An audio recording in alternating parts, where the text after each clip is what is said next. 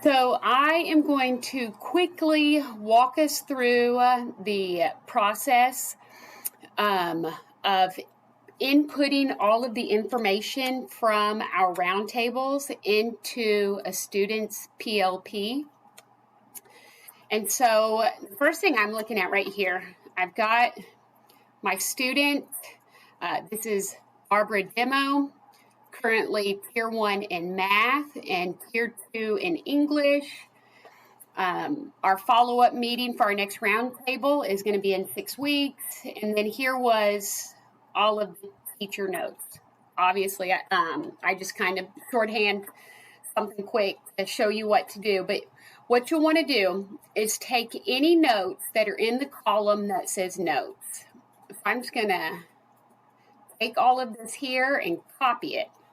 Now, it's really important. If you see Tier 1 for Math, what I'm going to do is I'm going to click on this student's PLP, and it's going to pull up their PLP here. So it was Tier 1 for Math. Since this student is Tier 1 for Math, I don't need to do anything under Mathematics Information because that student is Tier 1. However, the student was Tier 2 for English. When I go into the PLP, I'm going to go to ELA Information, and it's showing that this student is Tier 2. These first two boxes, you do not want to put any information here. Anything that is put in here, the parents can view on their side. You want to scroll down to where it says Staff Only. So where it says Staff Only, we are going to scroll down. You'll put in your monitoring teacher's name, whoever's doing this. I'm just going to put in Spray. And my follow-up date was October 6th.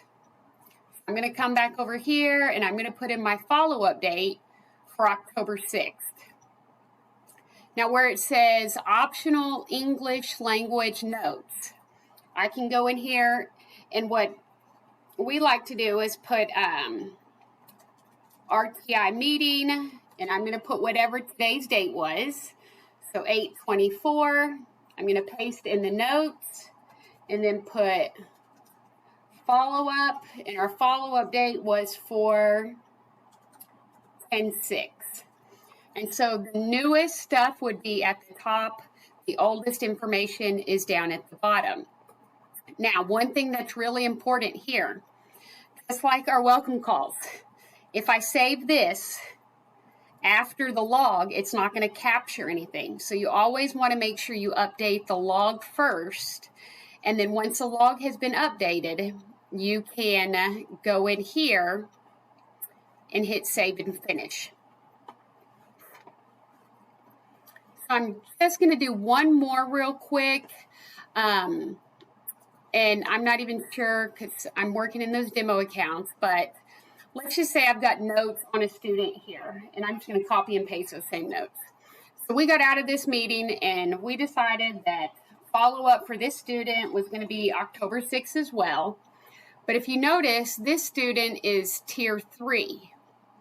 So when I go to the student's PLP, I'm going to copy the notes here, go into the student's PLP. Now this student was Tier 3 for Math. Since the student is currently Tier 3, it should already be checked, but you always want to make sure. And if you notice, in our strand, we always put asterisks behind it if the student is SPED. And so when I'm here, what I'm going to do is have an active IEP for Math.